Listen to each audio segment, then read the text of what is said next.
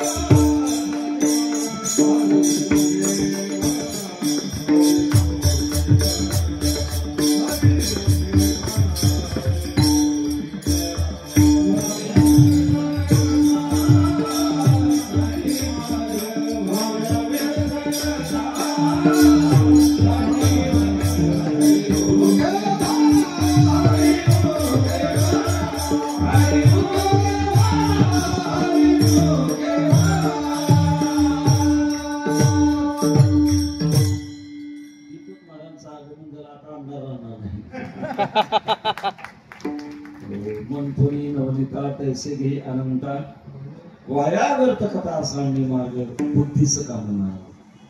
आणि चौथी शक्ती आपल्याकडे भाव शक्ती आहे. कर्मशक्ती इंद्रियात राहते, संयम शक्ती मनात राहते, विचार शक्ती बुद्धीत राहते आणि भाव शक्ती हृदयामध्ये राहते. धन्य भाव श्री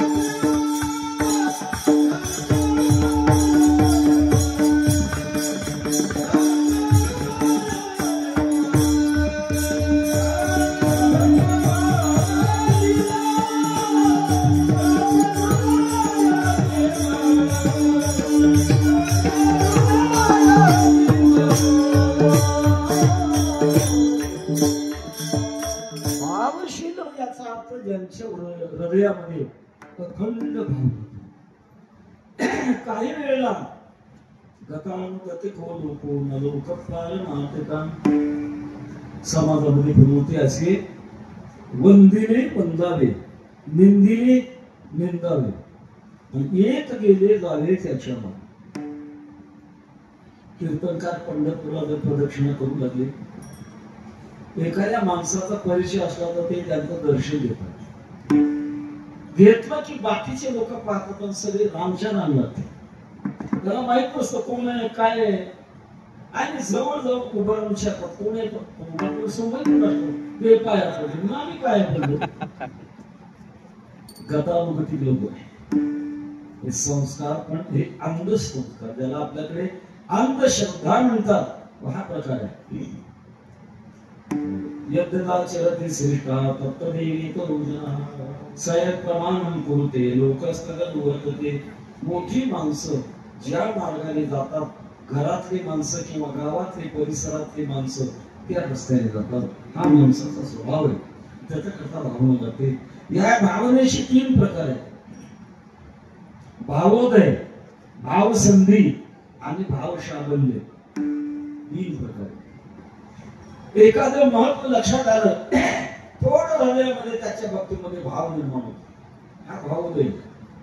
भावसंधी, 2 भाव एकत्र येतात, याचं नाव आहे भावसंधी. आपल्या पैकी श्रोत्यापैकी बऱ्याच लोकांना राम गणेश गडकरी नाव माहित असेल. ते कादंबरी होतो. देव नाही म्हणल्याची व्याख्यानात देव नाही म्हणून सांगायची, पण सकाळी मात्र पहाटे फिरायला जायची.